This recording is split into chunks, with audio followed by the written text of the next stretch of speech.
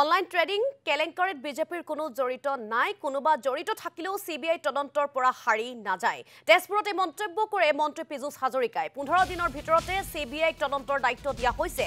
Trading কেলেংকাৰী সন্দৰ্ভত ৰাজ্য চৰকাৰে গ্ৰহণ কৰিছে কঠোৰ স্থিতি।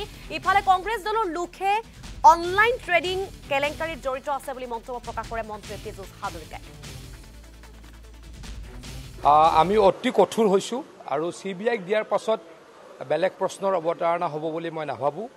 সিবিআই হৈছে দেশৰ সকলোতকৈ শীৰ্ষতম তদন্তকাৰী সংস্থা।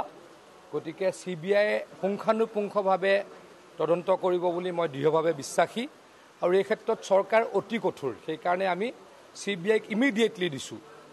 এই ঘটনাটো আৰম্ভ হোৱাৰ বা হুলস্থুল হোৱাৰ 15 দিনৰ ভিতৰত সিবিআইক দিয়া এনেকুৱা উদাহৰণ বহুত কম দেখা যায়। আমি এই ক্ষেত্ৰত অতি কঠোৰ আৰু কোনো ধৰণৰ কম্প্ৰমাইজ নকৰোঁ। সেইকাৰণে মুখ্যমন্ত্ৰী ডাঙৰীয়াৰ পৌৰাহিত্যত বহা কেবিনেটে এই গোটেই ঘটনাটোৰ তদন্ত কৰিবলৈ সিবিআইক প্ৰদান কৰিছে। গতিকে সিবিআই মোৰ মতে সিবিআই অতি সোনকালে অসমলৈকে আহিব আৰু এই কথাটোৰ কোনে কোনে কেলেংকাৰীত জড়িত য'তে নাথাকক এই কেলেংকাৰীত জড়িতসকলক ধৰিব পৰা যাব। গতিকে কোনোবা যদি আছে তেওঁলোক পৰিব। সিবিআইৰ পৰাতো কোনো বাচিব নোৱাৰে।